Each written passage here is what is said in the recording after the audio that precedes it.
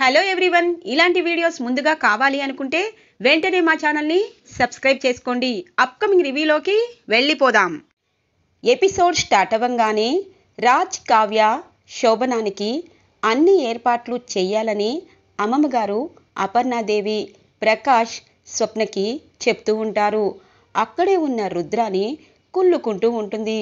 ఈ శోభనాన్ని ఎలాగైనా ఆపేయాలి. రాజ్, కావ్య ఒకటైపోతే ఈ ఇల్లు 3 పువ్వులు 6 కాయల్లాగా విరజిల్లుతూ ఉంటుంది. అందుకే వాళ్ళిద్దరూ దూరంగానే ఉండాలి. ఎలా ఆపాలి? మొన్నటిదాకా మా వదినికి ఆ కావ్యంటే అస్సలు ఇష్టం లేదు. ఇప్పుడేమో కోడలిపై ప్రేమ పొంగిపోతుంది. దీనంతటికీ కారణం నేనే. కానీ ఈ శోభనాన్ని ఎలాగైనా ఆపాలి అని అనుకుంటుంది రుద్రాని. రుద్రాని, నువ్వు చేసే పనేమీ లేదు గాని వెళ్ళి నిద్రపో అని అంటారు ఇందిరాదేవి. అలా అంటావేంటమ్మా? వాళ్ళిద్దరూ సంతోషంగా ఉండడం నాకిష్టం లేదా ఏంటి? రాజుని చిన్నప్పటి నుండి ఈ చేతులతో పెంచాను అని అంటుంది రుద్రాని. అవును రుద్రాని, చాలా ప్రేమగా పెంచావు అని అంటారు ప్రకాష్. సరే అత్తయ్య, అన్ని ఏర్పాట్లని చెయ్యండి అని చెప్పి అపర్ణాదేవి అక్కడి నుండి వెళ్తూ ప్రేమగా రాజ్, కావ్య గురించి ఆలోచిస్తూ ఉంటుంది. ఇక స్వప్న, అంకుల్ లేటు చెయ్యొద్దు, నేను చెప్పినవన్నీ మీరు శ్రద్ధగా తీసుకుని రండి, మర్చిపోకుండా అని అంటుంది స్వప్న. అలాగేనమ్మా అని చెప్పి ఇక ప్రకాష్ కూడా వెళ్ళిపోతారు. ఇక స్వప్న అమ్మమ్మ దగ్గరికి వస్తుంది. అమ్మమ్మ, నా చెల్లి ఈ ఇంటికి వచ్చినప్పటి నుండి ఎన్నో కష్టాలు పడింది. కానీ ఇకపై తనకి ఏ కష్టాలు రాకుండా నువ్వే చూడాలి అమ్మమ్మ. ఎందుకంటే రాజ్ చాలా మంచివాడు, నా చెల్లి మనసుని ఎరిగినవాడు. అందుకే వాళ్ళిద్దరికీ ఆ దేవుడు అలా కలిపాడు అని అంటుంది స్వప్న. అవును స్వప్న, దేవుడు ఇంతకాలం వాళ్ళిద్దరినీ దూరం ఎందుకు చేశాడో తెలుసా? వాళ్ళిద్దరూ ఒకరిని ఒకరు అర్థం చేసుకోవాలని వాళ్ళకి పరీక్షలు పెట్టాడు. ఆ పరీక్షల్లో ఇద్దరూ నెగ్గారు అని అంటారు అమ్మమ్మగారు. ఇది ఇలా ఉండగా కళ్యాణ్ కోపంతో రగిలిపోతూ ఉంటారు. అనామిక, ఎంతకి తెగించావు? నన్ను, నీ అప్పుని హోటల్ రూమ్లో బంధించి మీడియాకి ఫోన్ చేసి చెప్పింది నువ్వా? ఒక ఆడపిల్ల జీవితాన్ని ఇంతగా నాశనం చేసిన నువ్వు నాకు భార్యగా అవసరం లేదు. ఇప్పుడే అందరి ముందు నీ నిజస్వరూపం రప్పిస్తాను.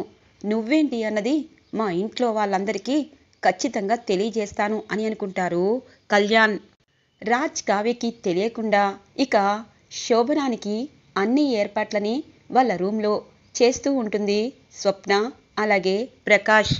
ఇంతలో అపర్ణాదేవి వస్తుంది. ఆంటీ, మీ మనసులో మా కావ్య కోడలిగా అంగీకరించారు. పైకెందుకు ఆంటీ కోపంగా ఉంటారు? ఎందుకంటే మా కావ్య మా ఇంటి కోసం పెళ్ళి కానప్పుడు కష్టపడింది. ఇప్పుడు పెళ్ళయ్యాక అత్తింటి కోసం కష్టపడింది. అలాంటి కోడలు ఎంతమందికి ఉంటుంది అని అంటుంది స్వప్న. అవును స్వప్న, నా కొడుకు, నా కోడలు ప్రశాంతంగా ఉండాలి, ఆనందంగా ఉండాలి, సుఖంగా ఉండాలి. వాళ్ళిద్దరూ సంతోషంగా ఉంటే అదే నాకు సంతోషం అని చెప్పి ఇక అక్కడి అట్టిపళ్ళకి సాంబ్రాణి పుల్లలు వెలిగిస్తూ హ్యాపీగా ఫీల్ అవుతుంది. ఆంటీ, ఇప్పుడు నాకు సంతోషంగా ఉంది. రండి రండి, వాళ్ళిద్దరికీ తెలిస్తే తిక్కలోల్లాగా ఆపేస్తారు. మీరు రండి అంకుల్, మీరు కూడా రండి అని చెప్పి స్వప్న వాళ్ళిద్దరినీ బయటికి తీసుకొస్తూ ఉంటుంది. వాళ్ళు అలా వెళ్ళగానే రుద్రాని ఆ రూమ్ దగ్గరికి వస్తుంది. కరెక్ట్గా స్వప్న రుద్రాని దగ్గరికి వస్తుంది. అత్త, నీ గురించి నాకు పూర్తిగా తెలుసు. ఈ రూమ్కి నా దగ్గర పెట్టుకున్నాను అని అంటుంది స్వప్న. ఇది ఇలా ఉండగా అందరూ ఇక నైట్ భోజనాలకి డైనింగ్ టేబుల్ దగ్గరికి వస్తూ ఉంటారు. అమ్మా, త్వరగా భోజనాలు పూర్తి చేయాలా? ఇంకా కళ్యాణ్ రాలేదు కదా అని అంటుంది రుద్రాని. అవును రుద్రాని, కళ్యాణ్ రాలేదు. అనామిక కళ్యాణ్ వచ్చాక వడ్డిస్తుందిలే, నువ్వేమీ కంగారు పడద్దు అని అంటుంది ధాన్యలక్ష్మి. భోజనాలు పూర్తయ్యాక కావ్య వంటగదిలోకి వెళ్ళి పాలు కాస్తూ ఉంటుంది. ఇంతలో రాజ్ వస్తారు. ఏంటి కళావతి, పాలు కాస్తున్నావా? నాకు పాలు కాయడం రాదు, నేర్పిస్తావా అని అంటారు. ఇదేంటి, ఆ రోజు మీరు ఏదో వంట చేశారు, ఆ వంటని గుర్తు చేసుకుంటూ పాలని కాయండి అని అంటుంది.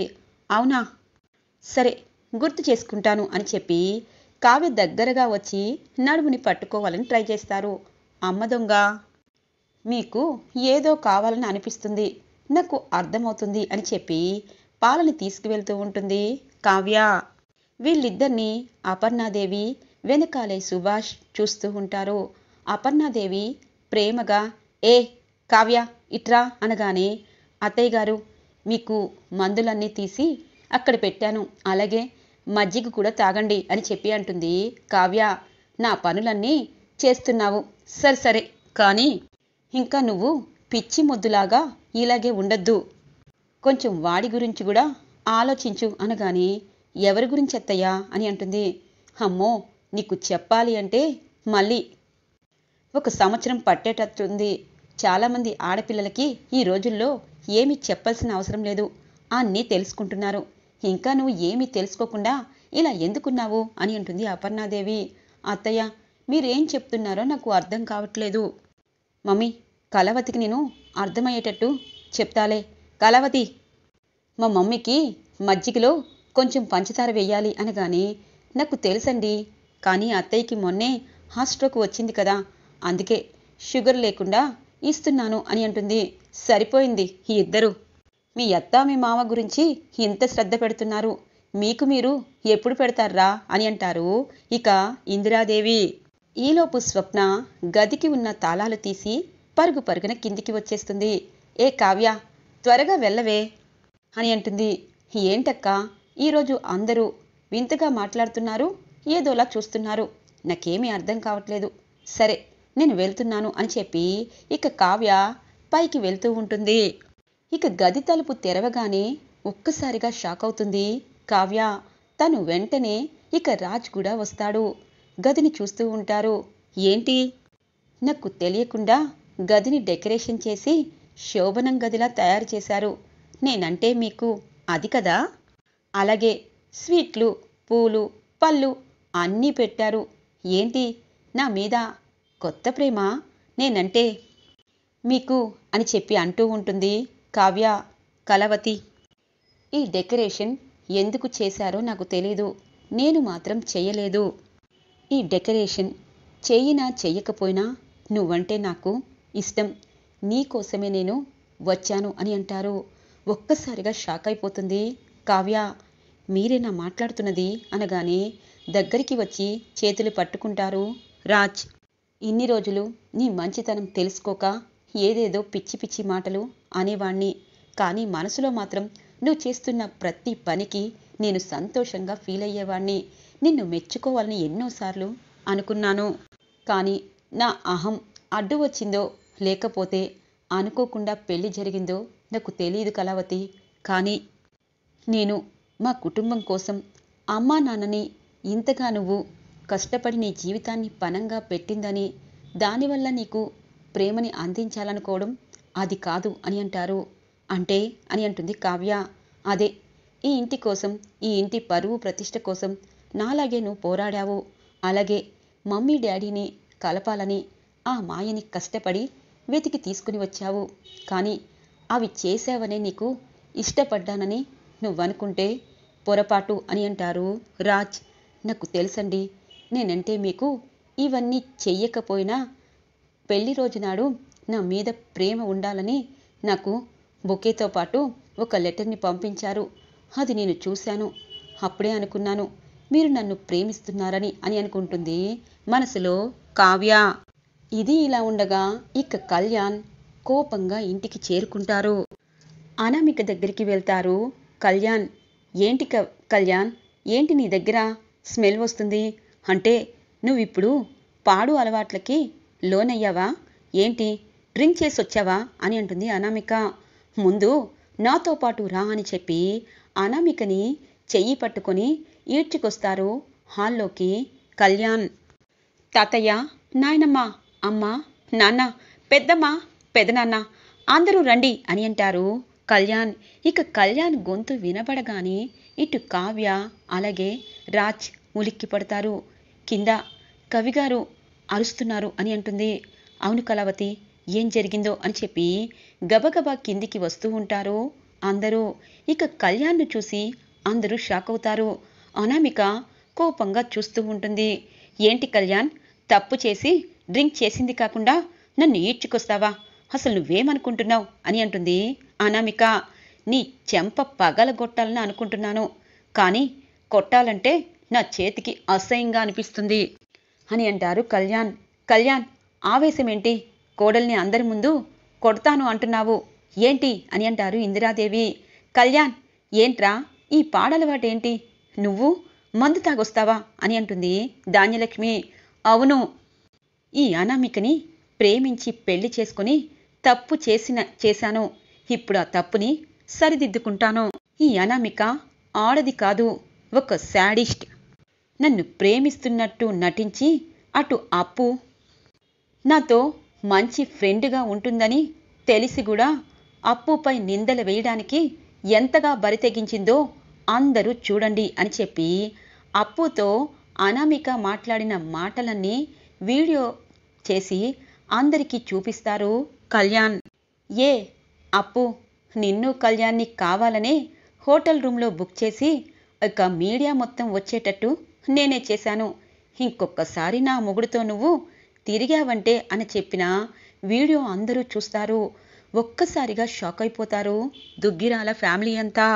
ఇప్పుడు చెప్పండి, ఎవరు ఇలా చేశారు? ఒక ఆడపిల్ల జీవితం నాశనం చేయడానికి ఈ ఆడది ఎంతటికైనా బరి తెగిస్తుందని అర్థమైపోయింది.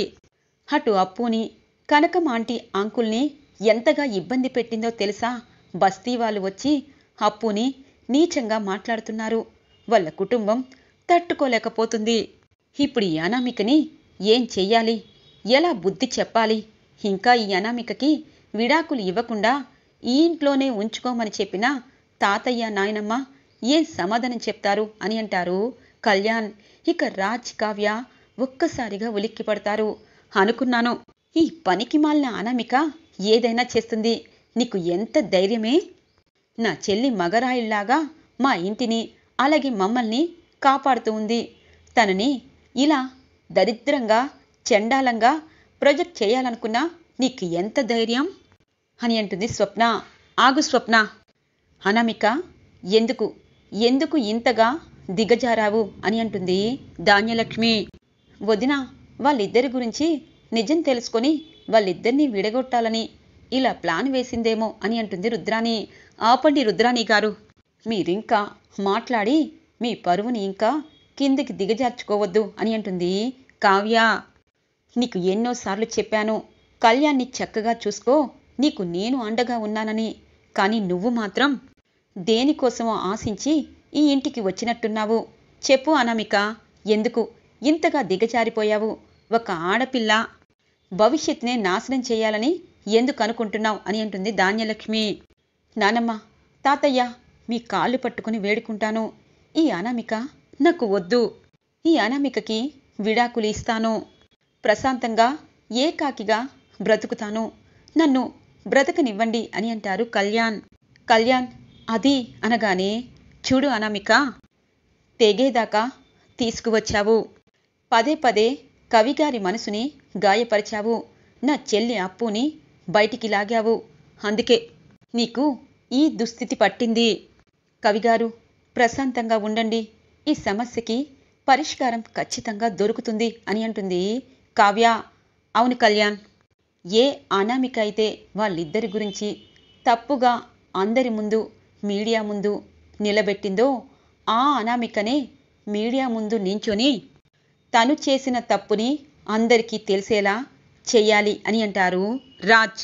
ఏ అప్పు గురించి చెడుగా ఇలా అందరికీ ప్రచారం చేసిందో ఆ అప్పు కాలే పట్టుకోవాలి అని అంటారు రాజ్. చేసిన తప్పుకి పశ్చాత్తాపపడుతూ ఇకపై ఇలాంటివి చెయ్యకూడదని అందరి ముందు ప్రమాణం చెయ్యాలి అని అంటారు రాజ్. రాజ్ మాటలకి అందరూ అలాగే చూస్తూ ఉంటారు. అవును, ఒక ఆడపిల్ల జీవితాన్ని నాశనం చేయాలనుకున్న అనామికకి తగిన శిక్ష వెయ్యాలి. రేపు మీడియా సమావేశం ఖచ్చితంగా పరుస్తాను. అక్కడ అనామిక చేసిన తప్పులన్నీ ఒప్పుకోవాలి. అప్పుడే తనకి ఈ ఇంట్లో చోటుంటుంది. కళ్యాణ్, భార్య తప్పు చేస్తుంది, అలాగే ఆ తప్పుని సరిదిద్దుకోవాలి. విడాకులు ఇస్తానని ఎప్పుడూ అనకూడదు.